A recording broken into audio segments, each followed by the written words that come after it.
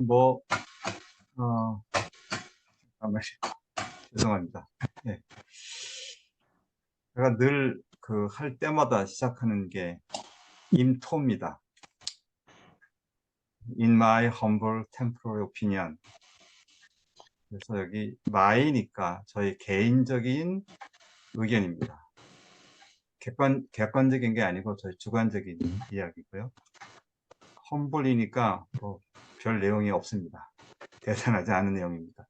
혹시 또 대단한 거 기대하고 오셨으면 제가 굉장히 죄송하다는 말씀을 드리겠고요. 템포럴이니까 잠정적인 게 최후의 결론이 아닙니다. 항상 변할 수 있고 또 상황이나 시대에 따라서 달라질 수 있기 때문에 일시적인 지금까지의 저의 견해다 하시면 되고요. 오피니언이니까 절대로 사실이나 진리가 아닙니다. 저는 그래서 어느 때라도 제 스스로가 이것이 사실이다라든가 진리라고 주장하지 않습니다. 그래서 오늘 드리는 말씀도 결코 어떤 사실이나 진리가 아니라 그냥 저의 소박한 개인적인 의견이다라는 걸 미리 말씀을 드리고요. 사랑수업은 사실은 번역서가 864페이지짜리입니다. 엄청 내용이 많고요. 그 내용을 사실 1시간에 뭘 어떻게 한다는 것은 불가능합니다. 아마 100시간을 줘도 불가능하지 않을까 생각됩니다. 그리고 기본적으로 우리가 지금까지 알고 있었고 또 당연하다라고 여겼던 것들을 어떻게 보면 뒤집는 게 많아서 제가 그냥 샘플로 부록하고 서원만 골라서 가지고 왔습니다. 그러니까 전체 내용을 사실 다 이해해야 그 부분을 우리가 이해할 수 있고 전체 내용을 다 모르면서 부분만 읽어가지고는 사실은 잘 이해할 수가 없습니다. 그래서 그 안에도 이런 말이 나옵니다. 다 읽고 나서 다시 읽고 싶을 거다. 그거 다 이유가 있습니다. 그래서 제가 오늘 의도하는 것은 사랑 수업의 핵심을 알려드린다라기보다는 그냥 맛배기 정도 제가 소개를 하고요. 중간중간 하다 보면 사랑 수업이 뭐를 의도하는구나 하는 걸 어렴풋이 짐작할 수 있지 않을까 생각을 해봅니다. 먼저 기독 수업과 사랑 수업의 중요한 차이는 그리스도의 시대로 진입하는 관계가 있다. 그래서 지금 이 시대를 그리스도의 시대라고 정의하고 있습니다. 그럼 그리스도 시대가 뭐냐? 사실 기독 수업을 하더라도 성령을 많이 강조했습니다. 성령이라는 하나의 개념이긴 한데요. 그러니까 우리와 신 사이를 연결하는 어떤 중개자로서의 역할이라고 한다 그러면 그리스도는 그런 중개가 필요 없다. 직접 그런 의미가 있습니다. 그래서 그리스도 시대는 신과의 연합 및 관계 안에서 직접 배우는 시대이다. 핵심 개념이 연합 관계입니다. 또 나중에 다시 설명드리겠습니다만은 그러니까 이 사랑 수업 안에서 두 개의 핵심적인 개념이 있다고 한다 그러면 연합하고 관계 이렇게 생각하시면 됩니다. 사랑 수업을 따라서 학습과 탈학습이 지속된다. 학습과 탈학습은 배움이 항상 지녔던 목적, 즉 배움이라는 것이 무엇이 목적이냐? 자기 의심에서 자기 사랑으로. 뻔한 이야기긴 한데요. 거의 대체로 특히 현대인들이 자기 의심 많이 하죠. 자신감이 없으니까. 자기 사랑하라고 그렇게 얘기를 해도 쉽지 않습니다. 그러니까 사랑 수업에서 강조하는 학습, 탈학습 뭐가 됐든 간에 그 목적은 뭐냐? 자기 의심 상태에서 자기 사랑으로 회복하자 라고 보시면 됩니다. 이는 그대가 지각하는 분리의 상태로부터 연합의 참된 상태로 회복시키는 거다. 그러니까 분리가 자기 의심이랑 좀 연관이 되고요. 앞쪽에서 말 연합과 관계가 있죠. 연합의 상태가 바로 자기 사랑과 관계가 있다고 볼 수 있습니다. 배움은 지각이 치유될 때까지만 필요하다. 분리된 상태를 지각하는 것은 치유가 필요한 환상이었으며 기적 수업이 제공하였다. 그래서 이 사랑 수업은 기적 수업의 연장인데 기적 수업의 핵심은 분리된 상태를 알아차리도록 지각하도록 하는 것이었고 그것을 치유하고자 했던 것이 기적 수업이었다. 이렇게 보시면 되겠습니다. 그 다음에 이제 마음이 나옵니다. 마음은 지각의 영역이므로 우리는 가슴과 새로운 방법으로 배울 수 있는 가슴의 능력에 호소함으로써 나오는데요. 마음과 가슴을 대비시킵니다. 사실 영어로 마인드가 마음인데 마인드가 가지고 있는 개념이 하도 다양해서 사실 마음이라고 번역은 합니다만은 그게 뭐 뜻이 한 가지는 아니겠죠. 어쨌든 사랑 수업에서는 가슴을 강조합니다. 마음보다는 가슴을 강조합니다. 그렇게 지금 이해하시고요. 따라서 일상적으로 사용했던 배움의 수단인 생각과 노력을 이 사랑 수업에 적용하지 말라 이렇게 되어 있습니다. 생각하는 건 우리가 늘 알듯이 배움의 가장 기본이죠. 생각하는 거를 가르치는 게 오히려 교육이라고 생각할 수 있고요. 노력해야죠. 열심히 애를 써서 우리는 공부를 해왔고 당연히 노력해야 된다고 생각하고 있습니다. 그런데 사랑 수업에서는 생각과 노력을 적용하지 말라 이렇게 얘기를 합니다. 어떻게 되는 거냐 잘 모르죠. 이 수업은 마음이 아니라 가슴을 위한 것. 그 생각과 노력의 방법이 아니라 느낌을 강조합니다. 용이 쉽다는 거죠. 그리고 직접적인 관계의 방법이다. 그래서 다시 관계가 나옵니다. 연합, 관계 뭐 이런 개념들이 굉장히 핵심 개념이고요. 느낌과 감정은 조금 차이가 있습니다. 사랑 수업에서는 느낌은 가슴의 언어라고 얘기하고 있고요. 내 느낌에 대해서 그걸 해석을 하고 생각으로 접근할 때 그걸 감정이라고 얘기합니다. 그래서 느낌과 감정은 다른 개념이다라고 생각하시면 됩니다. 자, 7 보세요. 않으면서가 많이 나옵니다. 이해를 구하지 않으면서 의미를 파악하려 들지 않으면서 지금까지 배움에 적용했던 노력을 기울이지 않으면서 들을 수 있을 때 비로소 변형이 시작된다. 그러니까 지금 이 않으면서의 그 목적어라고 그럴까요? 이해, 의미, 무슨 뭐 노력 이런 것을 통해서 하려고 할수록 사랑 수업의 핵심에 들어가기가 더 어렵다는 겁니다. 그것은 머리에서 가슴으로의 변형이며 그 둘의 분리로부터 연합으로의 움직임이다. 그래서 이 머리를 써서 이렇게 막 애를 써서 노력해서 뭘 이해하려고 하는 것 자체를 사랑 수업에서는 상당히 경계합니다. 그러다 보니까 사실은 어떤 뭐 핵심을 뭐 요약해서 쌈박하게 탁 정리하겠다. 그런 시도 자체가 어떤 의미에서는 이 사랑 수업의 그 핵심으로부터 더 멀어질 수 있다. 이런 말씀이기도 합니다. 그래서 가슴, 사실 이게 우리가 익숙하지 않은데요. 이 가슴의 느낌을 알아차리고 느낌의 그 언어를 내가 알아듣고 그런 것 자체가 사실 굉장히 중요하다고 보시면 되겠습니다. 이 방법을 통하여 받아들이게 되는 것이야말로 가르칠 수 없는 것임을 알게 될 것이다. 그러니까 제가 이렇게 설명하는 게 모순이죠. 가르칠 수 없는데 지금 설명하고 있으니까. 이 방법을 통하여 배우게 되는 것이야말로 추구할 수 없는, 구함을 통하여 얻을 수 없는 것이다. 이 방법을 통하여 발견하는 것은 수용성이다. 그래서 받아들이게 되는 걸 굉장히 강조합니다. 이것도 역시 아마 경험을 해서 이것이 뭔가를 가슴으로 알아차려야만 이해할 수 있는 아마 그런 개념이 아닐까 싶습니다. 그대는 참을성 있고 사랑하며 친절하다. 스스로 이렇게 대부분 하시겠지만 일반적으로는 사실은 이렇게 생각 안 하시죠. 근데 어쨌든 굉장히 우리를 격려하는 말씀이기도 합니다. 그대는 부드러움의 시기로 접어들었다. 이 부드러움이라는 거 제가 좀 좋아하는 단어이고요. 뭐 부드럽다고 하는 것 자체가 그것이 뭔지는 잘 몰라도 우리는 느낌으로 알 수 있습니다. 아, 부드럽다. 내가 부드러운 사람인가 아닌가라는 것은 아마 스스로 판단할 수 있을 거고요.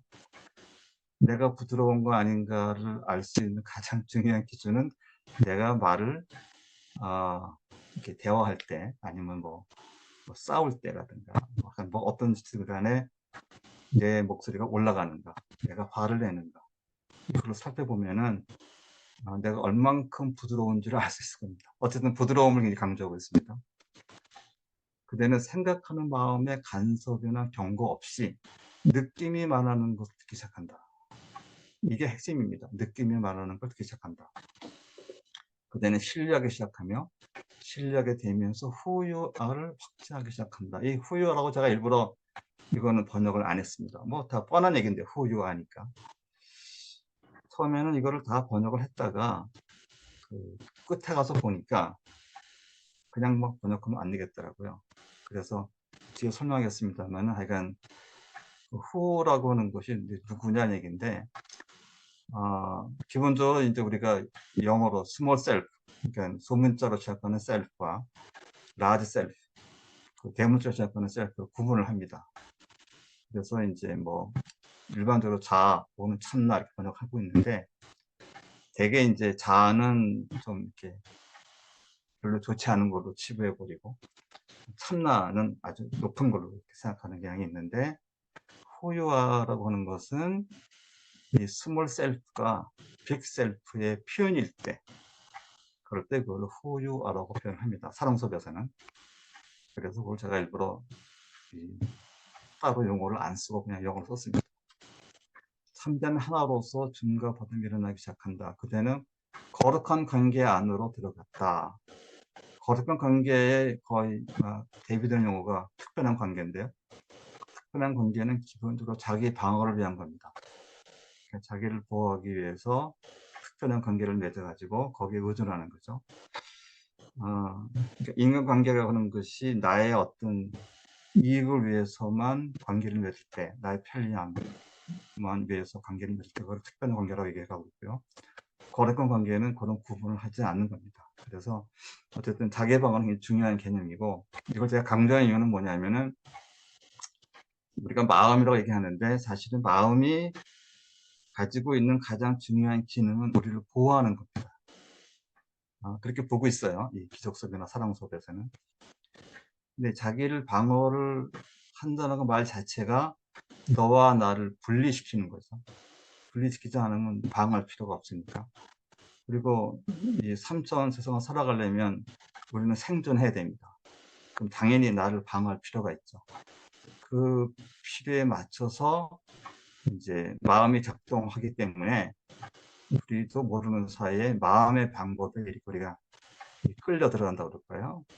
거기에 의존하기 쉬운 거죠. 그래서 자기 방어라는 개념도 굉장히 중요한 개념이고 마음이 가장 효율적으로 효과적으로 사용하는 것이 자기 방어다 이렇게 보시면 되겠습니다. 새로운 방법에 준비된 자들에게 싸움의 시기는 끝났다. 다투지 말라는 거죠. 그들은 더는 논쟁에 떠들지 않고 옳고 그름을 증명하는 것에도 관심이 없고 이 적분 또는 저 적분에 대한 증언을 듣는 것에도 관심이 없다. 그러니까 이게 우리가 흔히 하는 것들이에요. 그들은 마음의 방법에 이골이 났으며 가슴의 방법으로 직행할 준비가 되었다. 그러니까 사랑수업은 이런 준비가 된 자들을 위한 일종의 안내서라고 보시면 되겠습니다. 보시면 이렇게 이 논쟁, 뭐 옳고 그름 시비 가리는 거, 뭐 이 방법, 저 방법 이런 게 대부분 다 보면은 마음이 굉장히 익숙한 방법들입니다. 잘 아실 겁니다.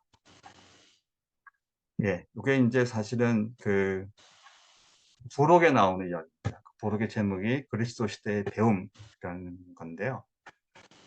제가 처음에 이걸 번역하기 시작할 적에 미국 출판사 사장하고 논의하는 과정에서 저한테 그러더라고요. 먼저 부록을 먼저 봐라. 그래서 왜 부록을 먼저 보라 그럴까? 이거가 했는데 다 보고 나니까 왜 부록을 먼저 보라고 했는지 비로소 이해하겠더라고요. 그래서 오늘 일부러 제가 부록 내용을 일부를 미리 소개해 드리는 겁니다. 그 다음에 이제 서원입니다. 이 수업은 마음을 위해 작성되었다. 다만 마음이 가슴에 호소하도록, 귀를 기울이도록, 혼동을 받아들이도록, 미스터리에 저항하지 말고 정답의 추구를 멈추도록, 이렇게 하도록, 마음이 이렇게 하도록 안내하는 거라는 거죠. 근데 사실은 마음은 혼동 싫어하죠. 우리 마음은 혼동을 싫어합니다. 뭔가 아주 말끔하고 확 이렇게 시스템이 딱 갖춰져 있고 정답 되게 좋아하죠. 무엇이 옳은 거야? 좋은 거죠. 미스터리 뭔가 잘 모르는 게 있으면은 우리는 저항합니다. 그래서 이 마음을 위한 거지만 우리가 익숙한 마음이 아니죠. 진리에 초점을 맞추게 하면서 마음만 배울 수 있는 것으로부터는 멀어지게 하기 위함이다. 그 다음에 마음이 배우는 것은 실제 리얼리티라고 하는 것을 뭐 참이라고 볼 수도 있고 진짜라고 볼 수도 있고요. 그냥 영어로 리얼리티입니다. 실제를 재비열할 뿐이다. 마음은 실제를 바꾸지 않은 채 새로운 규칙들로 새 실제에 매달린다. 그러니까 마음은 말하자면 이론을 세우는 거죠. 그래서 뭐 새로운 이론을 세워가지고 새로운 체계를 잡아가지고 이 체계에 맞춰서 딱 설명할 수 있는 거죠. 그걸 좋아하는 거니까. 그거는 사실은 실제는 바꾸는 게 아니에요. 실제에 대한 설명을 바꾸는 거지 실제를 바꾸는 건 아닙니다. 마음은 이 새로운 정신적 구조를 통하여 실제를 보며 이렇게 보는 방법을 새롭다고 부른다. 마음은 자기의 새 실제를 지원하기 위하여 다른 마음들도 이 새로운 규칙들을 따라야 한다고 주장할 수밖에 없다. 그렇게 논쟁이 일어나는 겁니다. 무엇이 옳으냐, 네가 옳으냐, 내가 옳으냐, 어떤 이론이 더 우수하냐, 심지어 뭐 영성, 종교 다 마찬가지입니다. 내게 더 위에 있다. 뭐 이런 걸 많이 강조하죠. 제가 기독 수업 공부한 지가 한 20년 가까이 됩니다. 20년 가까이 되는 동안 굉장히 많은 분들이 공부하러 왔다가 떠나고 왔다 떠나고 했는데요. 가장 어렵다 그럴까요? 제가 좀 힘들다, 어렵다 라고 느낀 게 또 한다 그러면은 기독 수업이 최고다 이렇게 주장하면서 거의 모든 걸 다 기독 수업만으로 보려고 그러고 기독 수업만으로 해석하려고 그러고 뭘 해도 다 기독 수업 갖다가 붙여가지고서는 상대방을 막 이렇게 제압하려고 그러고 그러지 마라. 마음을 열어라. 그건 다 달을 가리키는 손가락이지 달이 아니다. 그런데 놀랍게도 그런 공부를 같이 했음에도 불구하고 굉장히 거기에 집착하는 걸 제가 봤어요. 그것을 제가 이렇게 뭐 무너뜨리거나 아니면은 좀 이렇게 좀 뭐라고 이렇게 얘기하면 떠납니다. 그래서 이게 참 어렵구나. 그러니까 우리 마음이라는 것이 작동하는 그 방식이 참 어렵구나 하는 그런 걸 많이 느꼈습니다. 바로 여기 글이 하고 있는 거예요. 마음은 진리가 발견되었으며 진리가 과거의 규칙이 아니라 여기 이 새 규칙 안에 있다고 말한다. 그러니까 자기 이론이 옳다는 거죠.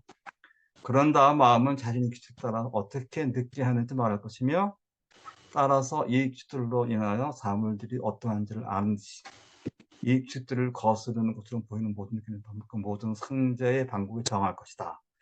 제가 상제라고 이제 일부러 이렇게 빨갛게 썼습니다. 사실 비잉이라고는 그 용어인데요. 이건 약간 설명이 필요한데 보통 이그지스턴스형으로 존재라고 번역을 합니다. 비잉도 대부분 다 존재로 번역을 합니다. 제가 알고 있어요. 그렇기 때문에 비잉과 이그지스턴스를 구분할 수가 없습니다.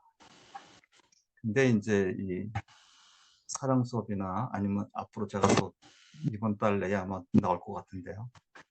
에이즈 오브 다 하트라고 그래서 가슴의 시대라는 책인데 거기에는 그 existence와 being을 확연하게 구분합니다. existence는 뭐냐? 그거는 그 분리되어 존재하는 거죠. 그 시작과 끝이 있습니다. 일정한 어떤 시간과 공간을 점유하는 거죠. being은 ing가 있으니까 문자 그대로 시작과 끝이 없습니다. 그래서 사랑숲의 being은 어떤 의미에서는 거의 그 빅셀프, 참나, 심지어 갓, 신, 뭐 그리스도 의식 이런 것과 거의 동의어입니다. 그래서 이 being이라고 할 적에는 굉장히 약간 핵심적인 그런 개념이거든요. 그래서 마음은 어쨌든 그러한 상대의 방법에 저항한다는 거죠. 그런 어떤 마음의 어떤 그 작동에 대해서 좀 설명을 해주고 있습니다. 마음은 사랑을 말하겠지만 가슴을 자신의 새로운 규칙과 새로운 법의 죄수로 삼을 것이며 여전히 이것은 옳다 혹은 저것은 그르다라고 말할 것이다. 마음은 사랑을 말하겠지만 자신의 불관용과 판단은 보지 못할 것이다. 그래서 계속 우리가 마음을 어떻게 쓰는지, 어떤 마음이 가지고 있는 특성이 뭔지, 그것이 우리로 하여금 어떤 것을 이렇게 어떤 쪽을 향하게 하는지를 이렇게 좀 경고하고 있는 거죠. 마음을 무시하라거나 뭐 그런 얘기는 아닙니다. 다만 마음에 이러이러한 그 경향성이 있다라는 것을 알아차리도록 안내하는 거다 보시면 되겠습니다. 그대는 나누려면 같은 언어를 사용해야 한다고 생각하며 따라서 정확한 마음의 언어로 회귀한다. 그러다 보니 마음은 혼동을, 열림을, 열려있음을, 그리고 알지 못함을 너무도 증오한다. 이건 우리 일반적인 마음이 그렇습니다. 마음은 이런 것도 되게 싫어합니다. 마음은 자신을 한 곳에 정복시킬 수 있는 닻을 열망하며 거기에 매달려서 변화의 파도에 부딪히면서 고난을 겪고 그 흐름에 저항하며 태풍에 맞서서 자신을 공고하게 한다. 아주 강한 의지를 가지고 하는 거죠. 마음은 자신이 안전하다고 느끼고 자신을 확신할 수 있는 곳으로 돌아갈 것이며 따라서 아무 곳에도 가지 않고 자신의 실제에 도전할 변형이나 창조나 새로운 지평을 보지 않을 것이다. 그래서 마음의 완고함을 말하는 거죠. 충분히 아마 다 이해하실 거로 생각을 합니다. 여기까지가 이제 인트로덕션의 기본적인 내용인데요. 아마 맛을 좀 느끼셨겠지만은 주로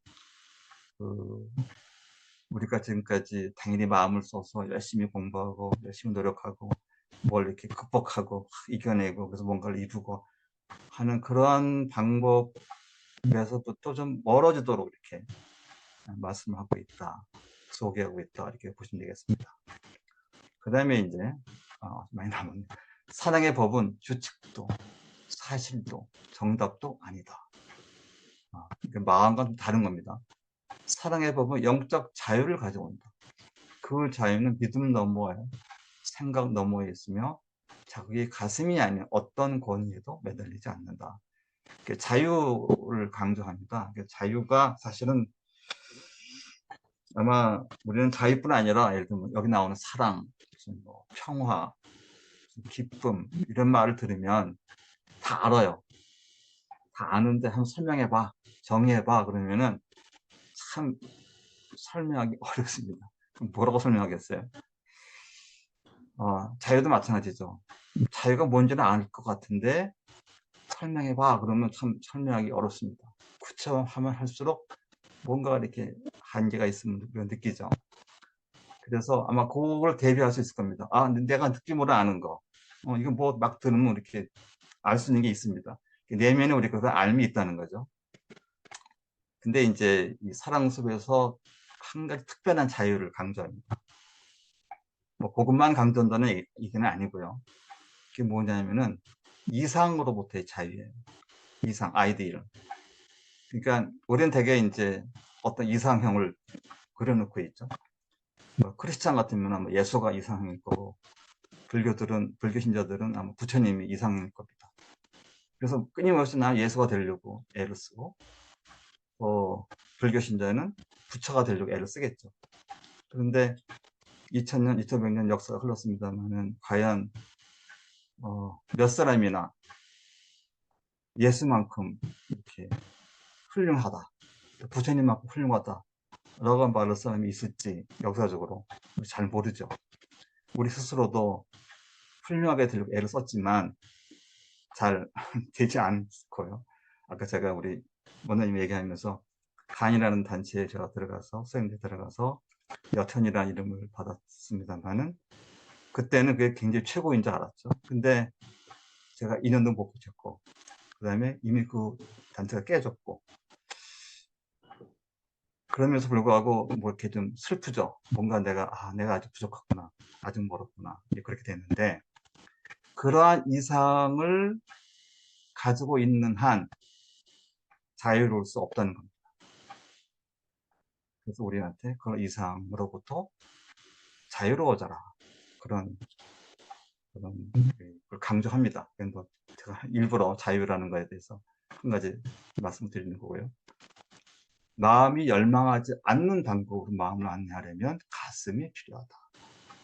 바로 결합의 방법은요, 마음의 분리자세, 마음의 규칙, 혹은 마음의 정답을 허용하지 않는 방법이다. 그러니까 정답이 있으면 당연히 정답을 가지고 싸우게 됩니다. 내가 정답을 알고 있으면 나랑 다른 견해를 가진 사람들은 정답이 아니니까 그걸 바로 잡아주려고 애를 쓰겠죠. 그러니까 자유하고는 멉니다. 그 자체가. 어쨌든 가슴이 필요한 이유는, 가슴이라고 말하고 이게 영어로 하트인데요. 이 가슴은 우리 신체 일부를 말하는 건 아닙니다. 그냥 상징이니까. 바로 가슴이 그대의 정체요, 그대가 있는 곳이며 사랑 안에서 가슴과 하나인 것에 대응하기 때문이다. 우리는 한 가슴이다. 한 가슴이 one heart 대문자입니다. one 대문자고. 그러니까 뭐 아마 각자 따로따로 가슴을 가지고 있겠지만 그 각자의 가슴은 다 분리된 게 아니라 한 가슴의 한 부분들인 거죠. 그런 의미에서 가슴이라는 표현은 그냥 용어로 쓰여졌을 뿐이지 우리 신체 일부인 가슴만을 의미하는 것은 아닙니다. 상징이라고 보시면 되겠습니다. 우리는 한 마음이다. 마음의 가슴을 통하여 일체성과 연합을 받아들이는 형식의 생명으로, 그리고 온전성을 회복한 인류에게로 가는 길이 열린다. 어떤 의미에서는 이제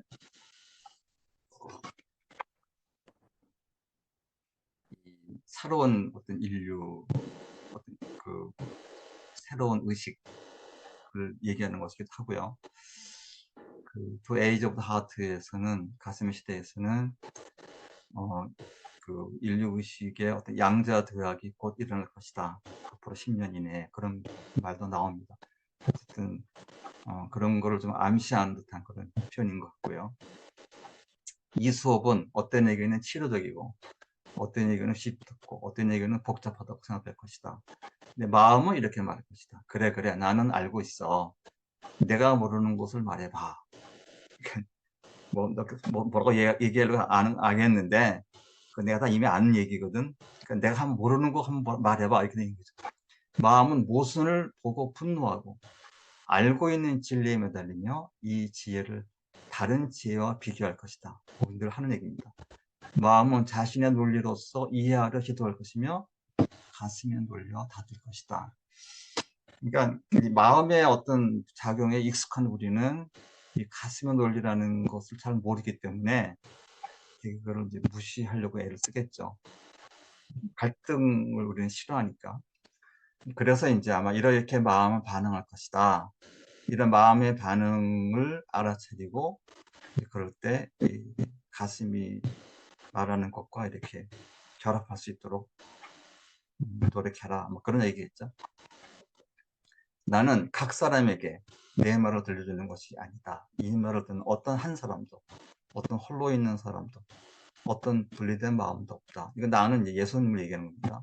이 말은 가슴에서 가슴으로, 한 가슴에서 한 가슴으로 전달된다. 가슴은 안다. 이건 제가 붙인 말입니다. 아까 제가 위에서 말씀드렸죠. 뭐 우리가 뭐 사랑, 기쁨, 평화 말을 들으면 우리가 알아요. 그 아는 거는 우리 가슴이 아는 겁니다. 근데 설명하라 그러면 설명하기 참 어렵습니다. 왜냐하면 머리로 설명을 애를 쓰니까, 마음으로 설명을 애를 쓰니까 자꾸 개념을 끌고 와야 되고, 뭐 설명하려고 용어를 갖고 와야 되고, 문장을 만들어야 되고, 그렇게 아무리 노력을 해도 뭐 정확하게 표현하기 어렵습니다. 우리 가슴은 굳이 그런 표현을 안 해도 안다는 거죠. 이게 좀 중요한, 그래서 가슴의 방법을 강조하는 겁니다. 새 것, 항상 있었던 것이 아니다. 예측할 수 있는 것도 아니다. 형성되면 손상될 수 없는 것도 아니다. 새 것은 늘 변한다는 얘기니까, 새 것은 창조가 펼쳐내는 사랑이다. 새 것은 사랑의 표현이다. 그리고 표현, 창조.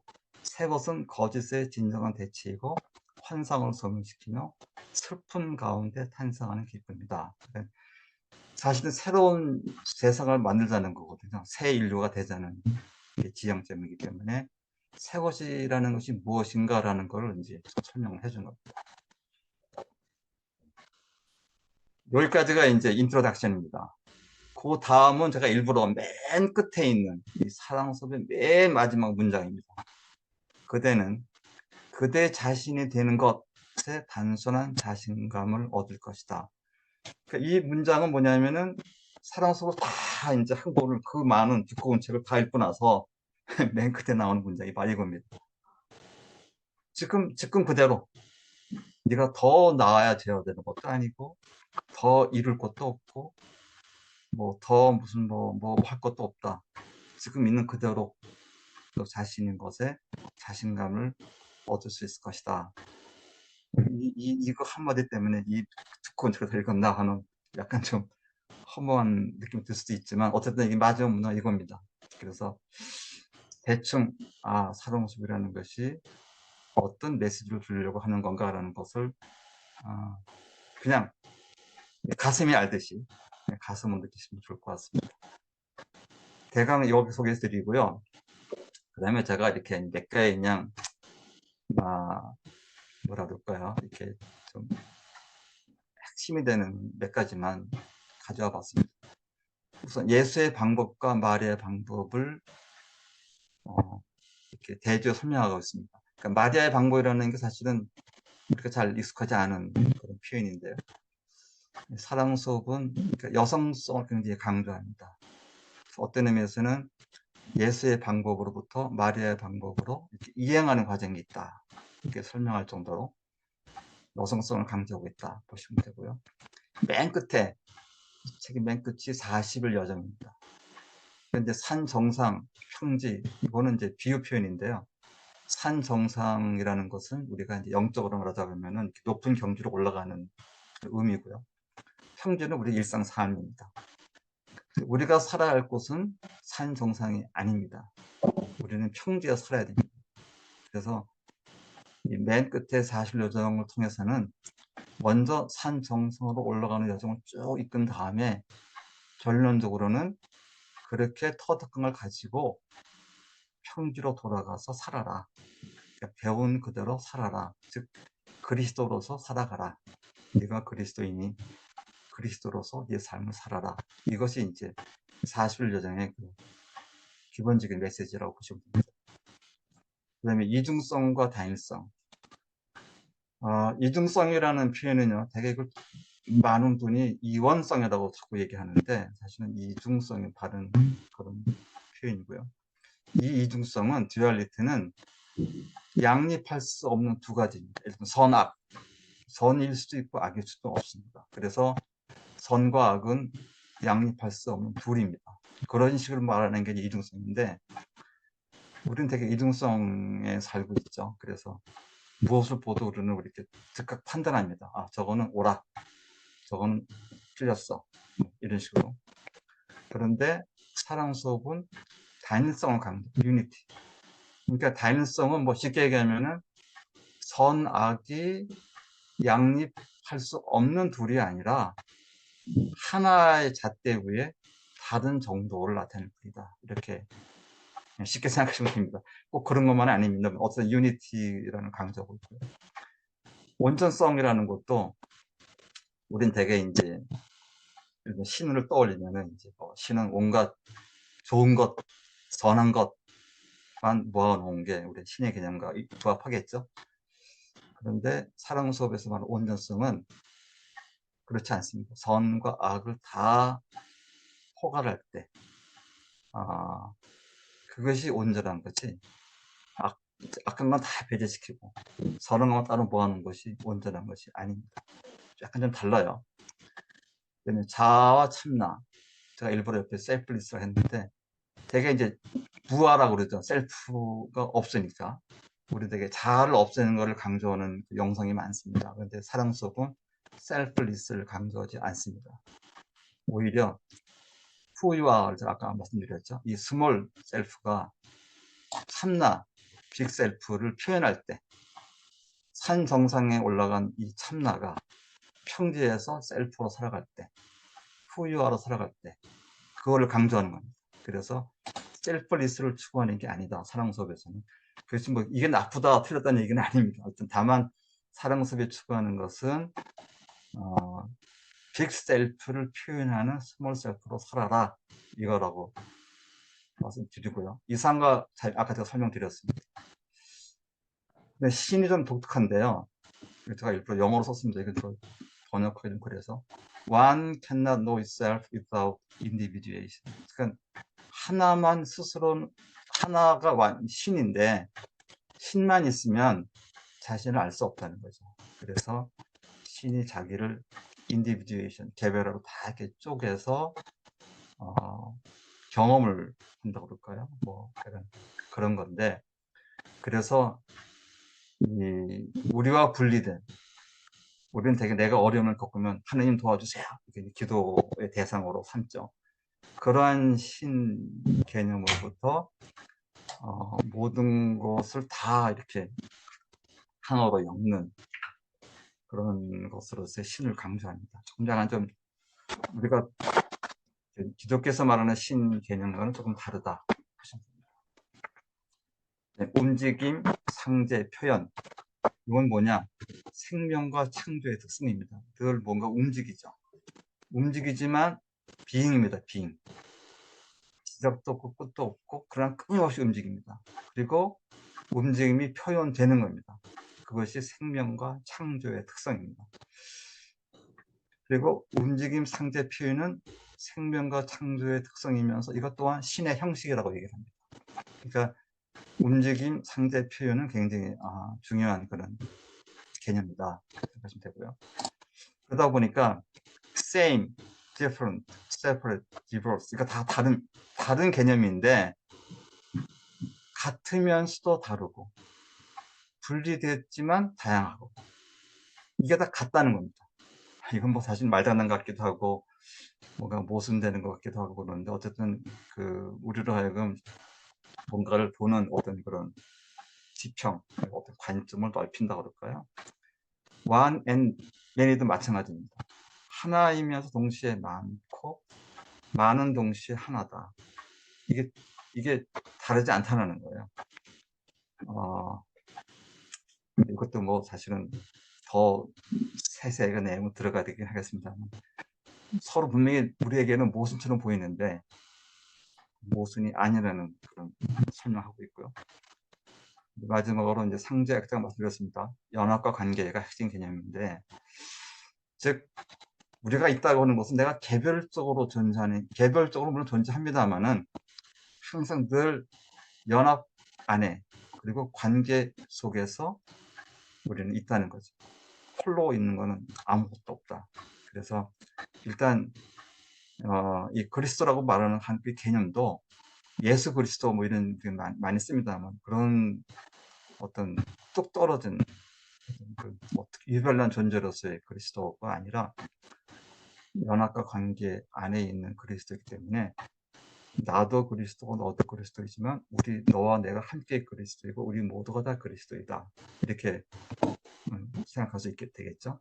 어쨌든 연합과 관계 안에 있는 빙이 곧 그리스도다. 이렇게 보시면 되겠습니다. 이건 그냥 제가 일부러 너무 이렇게 뭐랄까 부록하고 서원만 갖고 가지고는 좀 저거 하실 것 같아서 약간 이 사랑스를 다루고 있는 몇 가지 그런 좀 뭐라 그럴까 의미가 있다 그럴까 재미있다 그럴까 약간 그런 개념들을 이렇게 따로 한번 분리해 보았습니다. 예, 이상 제 오늘 발표는 마치고요. 예, 혹시 질문 있으면 거기에 응답하는 걸로 하겠습니다.